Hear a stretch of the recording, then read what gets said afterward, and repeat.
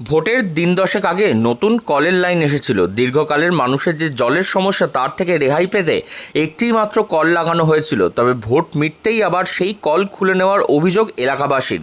কারণস্বরূপ ভোটের ফলাফল। ব্যান্ডেলের ডানলপ ফ্যাক্টরির শ্রমিক মহল্লার ঘটনা। স্থানীয় সূত্রে খবর, ডানলপের বাসিন্দাদের দীর্ঘদিন ধরে জলের কলের আবেদন করেছিলেন প্রশাসনের কাছে। ভোটের সময় বিধায়ক ওই এলাকায় প্রচারে গেলে স্থানীয় বাসিন্দারা তাকে পানীয় জলের কল বসানোর আবেদন করেন। সেই মতন ভোটের 10 দিন আগে বিধায়ক নিজের উদ্যোগে পুরসভার জলের লাইন থেকে একটি পয়েন্ট নিয়ে পঞ্চায়েত এলাকার পুরনো ফ্যামিলি কোয়ার্টারের সেই পানীয় জলের কল বসান। ভোট মিটতেই আবারও সেই কল খুলতে উদ্যত পুরসভা। তবে কেন এরূপ কাজ, তাই নিয়ে দুশ্চিন্তায় রয়েছেন এলাকার মানুষ।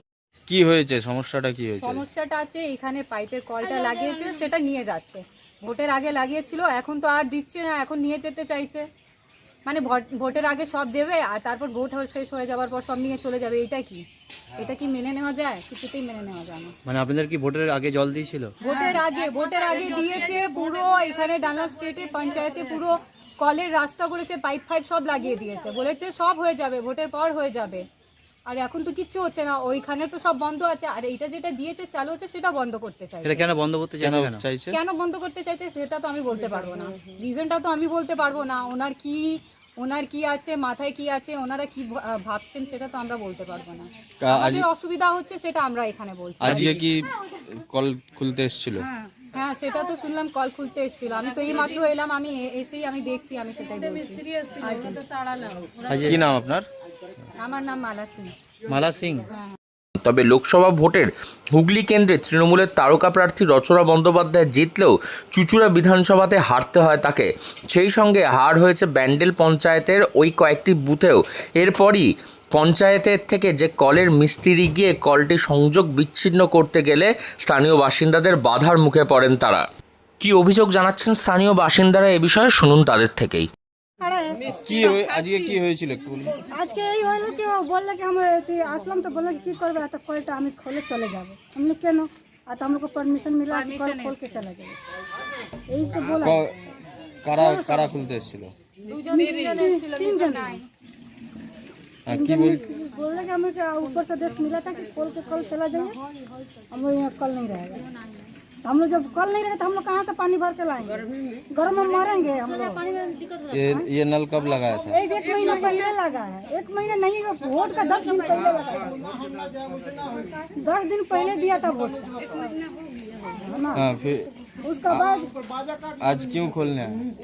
हम लोग का तो ये पता नहीं कि क्यों खोलने आया है, क्या है, हम लोग का ये नहीं है पता। ওদের জিজ্ঞাসা করলেন যে কেন খুলতে এসেছেন? हमें बोला कि हम लोग का आदेश आया है, वो मिला है, मिस्त्री बोला है कि हम लोग को बोला है एमएलए खोलने के लिए, इसलिए हम लोग आए। एमएलए कौन एमएलए है यहाँ पर? हम तो नाम तो पता नहीं कि कौन है। चुचुरार विधायक? ये चुचुरा विधानसभा है। हाँ, चुचुरा है।